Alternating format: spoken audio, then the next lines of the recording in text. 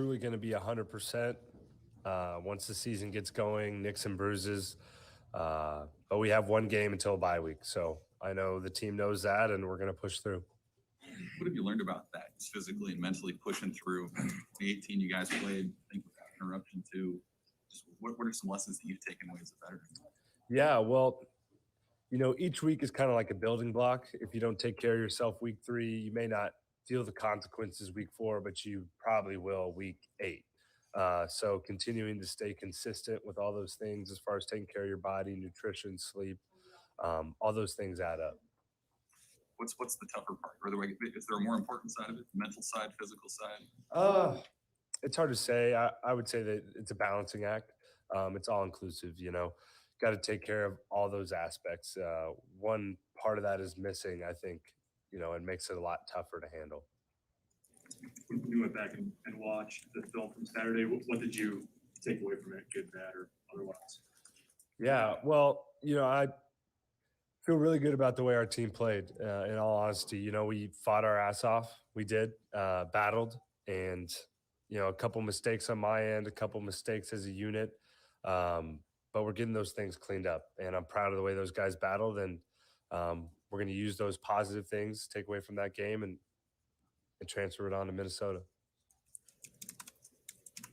Is there something when you have a little space now from the end of the game, besides, I guess, the obvious result, like, is there something that you should have done differently on the sneak, or what did you see when you watched it back, a little separation of the game?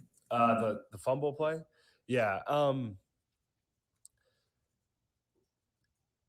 The biggest thing, just continuing to be aware and hold on as tight as possible to that ball. It's hard to really see anything else there from that play. Yeah, Adrian, what do you think of that game plan on Hutchinson? I mean, you kind of verbalize what it was. What was the strategy dealing with not number 97? Yeah, I mean, he's a really good player. I think we knew going into the game he was going to make some plays, but we were going to make some plays as well. Outside of that, it was just more about having faith in those guys to handle them. I wouldn't say there was, something incredibly specific. Obviously, a player you have to be aware of where he's at on the field. I know in some instances we kept our tight end in protection. We kept our running back in protection. Sometimes we kept them both in protection.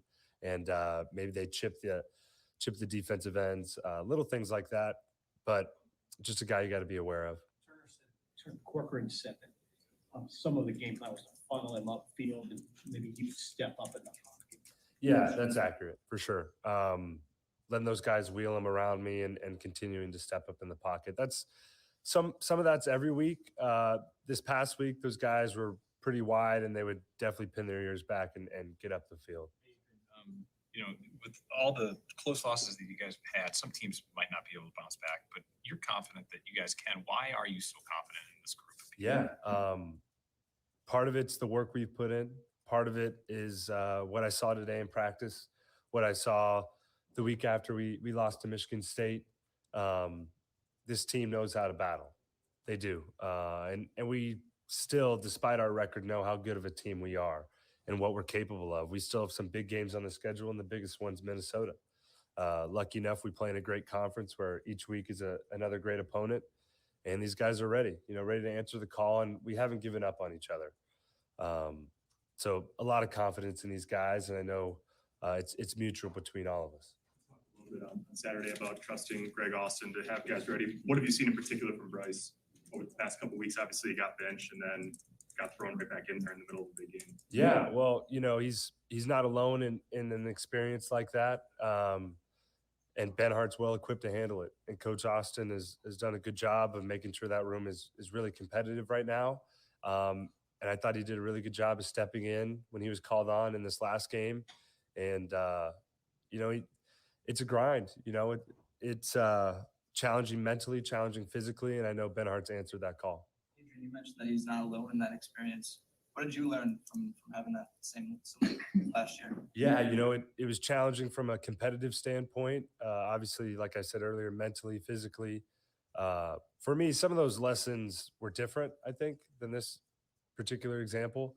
But for me, it's a big experience as far as learning I had an impact outside of just the role I was playing as a starting quarterback, being the second string guy for a little bit and still having that leadership impact that I was able to have on the team meant a lot to me and kind of showed I was doing some other things right besides just on the field stuff. You also mentioned that you think Bryce was cut out for this or whatever you just said. Why is that the case? Yeah, he's tough. He's a tough guy, and he wants it. I truly believe he has a passion for football and a passion to be a great football player. So he's going to make it through it. Adrian, in what ways have you guys grown offensively in having the ability to run the ball early in the game, use that to set up the pass, as opposed to needing to be able to loosen things up with a passing game to start and set up the run? Yeah. Well, run game is essential regardless, and that's something we're always going to want to develop. We've definitely grown in our ability to have big plays throwing the ball, and I think the option game and some of our running game has played a critical component in that, and the play action from those same sort of actions. Those defenses had success against you guys last couple of years. I know you played the 2019 game last year. What do they do? Maybe that can be tricky or frustrating. And what do you guys have to do to counteract that? Yeah, well, they're a group that flies around. They're physical. Nothing that's necessarily new in the Big Ten, but I know they're going to be ready to play. They always have been, and they've gotten our number the last couple of years. I won't get into the crazy details of their defense, but they're a good group, and they're going to be physical with us, and we have to respond and execute. It's your fourth year in the Big Ten. I know you've only played 4 games in it, but just the best that the Big Ten teams have been based on what you're seeing from them. I'd say so. Yeah, it's a little tricky. I've gotten into this discussion before. Freshman year, the way I viewed certain players or certain teams. If I played those same teams now, how would I view them? But yeah, I mean, the level of play is really high right now. Each week you have to be on, and I truly believe each team is capable of beating the other. So it's a tough league. It's a fun league.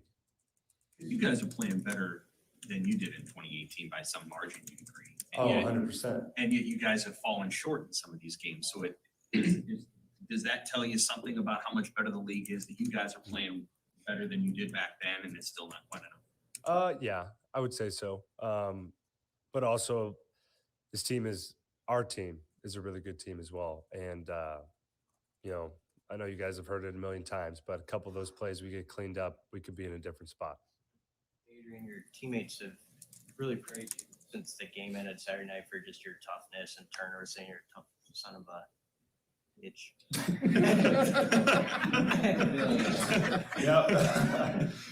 He said, well, what does it, I guess, what does that mean to you? And you seem like you're in a really good frame of mind coming into this season. Have you been able to maintain that through the stress of what goes on here? Yeah, definitely. I think all the combined experiences from the past years and sort of the work I've done off the field to be where I'm at now has helped me sort of handle the whole deal and turn into the player that I've wanted to become, right? And that's a really high compliment coming from him. And in general, Coach Frost had said something to the team, do you want to be remembered as a tough player? That is probably one of the highest compliments you can receive from your peer. So it definitely means a lot. And we'll work on his censoring, I'll get him in the workshop. Don't worry. Hey, Adrian, do you ever think though in your private time about how maybe you deserve a better fate? No. That'll be for a later date, and all you can do is work your tail off, continue to work, continue to push forward and have faith that things will work out, prepare, work your tail off and let the chips fall where they may. And at the end of the night, I can lay down knowing I gave it everything I had. And that's what it's about. It's what it's about for me. You think a guy would say, what's a guy got to do? Well, we'll see. There's still some time left. All right. Thank you, Adrian. Uh-oh.